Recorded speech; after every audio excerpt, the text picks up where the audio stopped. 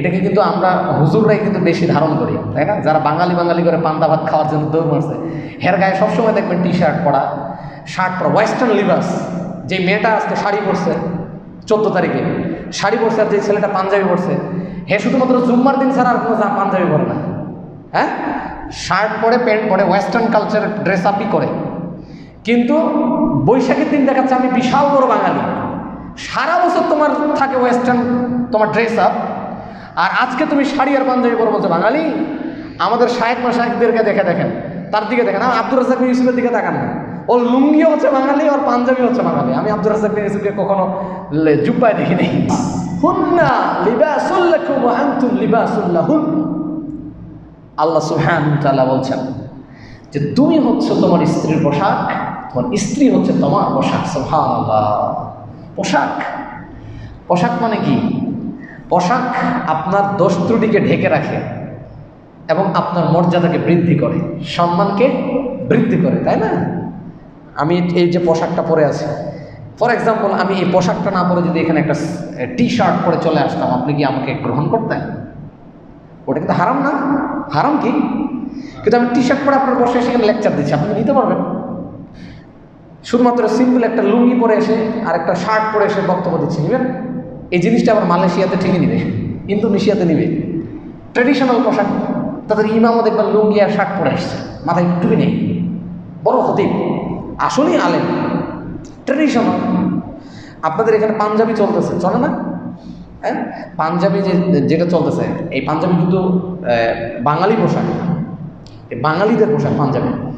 এটাকে কিন্তু আমরা হুজুররাই কিন্তু বেশি ধারণ করি, তাই না? যারা বাঙালি বাঙালি করে পান্তা ভাত খাওয়ার জন্য দৌড় মারছে, হের গায়ে সবসময় দেখবেন টি শার্ট পরা, ওয়েস্টার্ন লিবাস।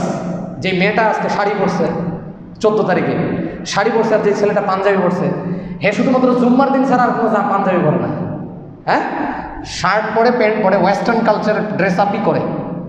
কিন্তু বৈশাখের দিন দেখাচ্ছে আমি বিশাল বড় বাঙালি।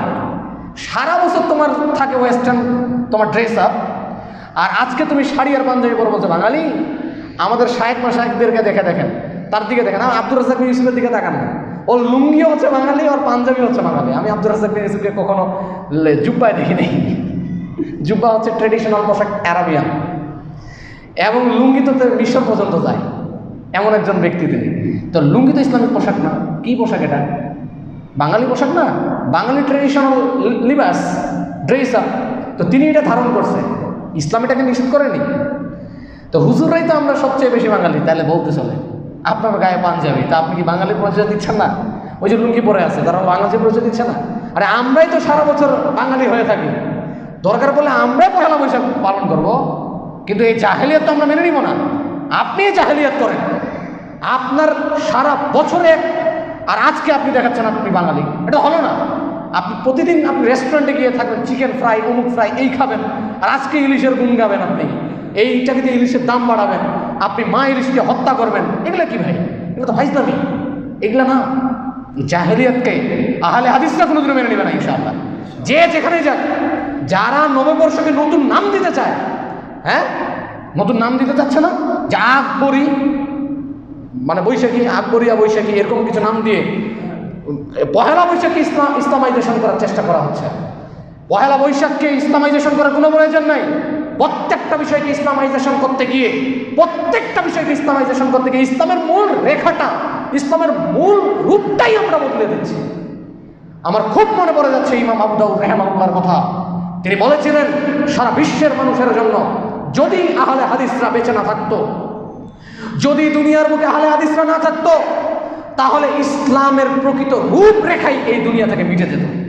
আমি আজকে হাড়ে হাড়ে তা টের পাই।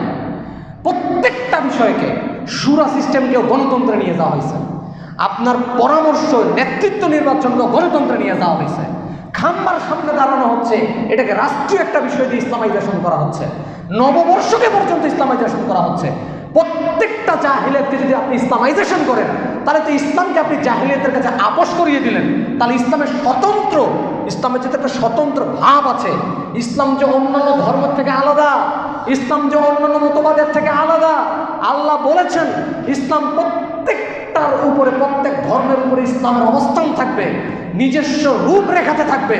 আমি যদি ইসলামকে মডিফাই করতে করতে করতে করতে প্রত্যেকটা বিষয়কে রীতি রেওয়াজে ঢুকে ইসলামাইজেশন করা শুরু করি, ইসলামের মূল রূপটাই থাকবে না। মুহাম্মদ সাল্লাল্লাহু আলাইহি ওয়াসাল্লাম যে ইসলাম নিয়ে এসেছেন, এই ইসলাম আমরা হারিকেন ধরে খুঁজলেও আর খুঁজে পাবো না।